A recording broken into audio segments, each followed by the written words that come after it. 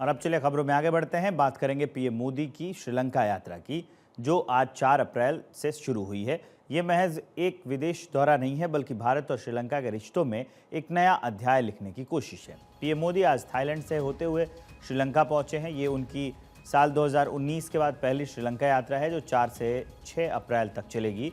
इस दौरे का मकसद है श्रीलंका के नए राष्ट्रपति अनुरा कुमारा दिसानायका के साथ मिलकर दोनों देशों के रिश्ते को मजबूत करना।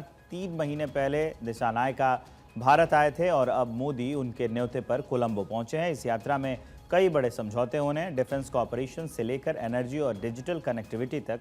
साथ ही त्रिकोमाली में संपूर सोलर प्रोजेक्ट का उद्घाटन भी होगा।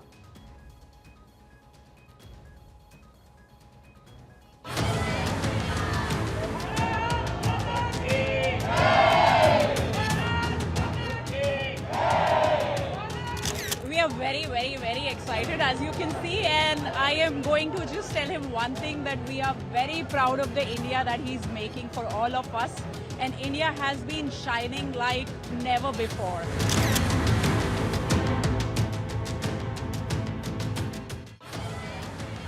प्रधानमंत्री नरेंद्र मोदी की तस्वीरें हैं कोलंबो पहुंचने पर। प्रधानमंत्री कितनी अहम है। देखिए, श्रीलंका हमारा पड़ोसी है और हिंद महासागर में उसकी लोकेशन इसे रणनीतिक रूप से बेहद खास बनाती है। साल 2022 में जब श्रीलंका आर्थिक संकट से जूझ रहा था, भारत ने $4.5 बिलियन की मदद की थी, IMF से भी ज्यादा।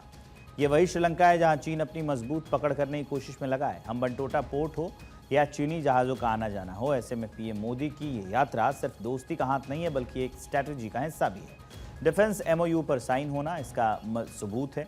भारत ये साफ कर रहा है कि श्रीलंका में उसकी मौजूदगी ज़रूरी है। अब गहराई में जाते हैं। इस दौरे में प्रधानमंत्री नरेंद्र मोदी और दिसानायका अनुराधा कुमारा जो हैं वो अनुराधपुरा जाएंगे, जहां जया श्री महाबोधि मंदिर में पूजा करेंगे। ये वही मंदिर है जहां मोदी 2015 में भी गए थे। ये सांस्कृतिक कनेक्शन भारत श्रीलंका रिश्तों की नींव है। लेकिन सिर्फ संस्कृति नहीं, असली खेल तो एनर्जी और इकोनॉमी का भी है। संपूर सोलर प्रोजेक्ट मेगावाट का पहला फेज और 70 मेगावाट का दूसरा श्रीलंका की बिजली जरूरतों को पूरा करेगा।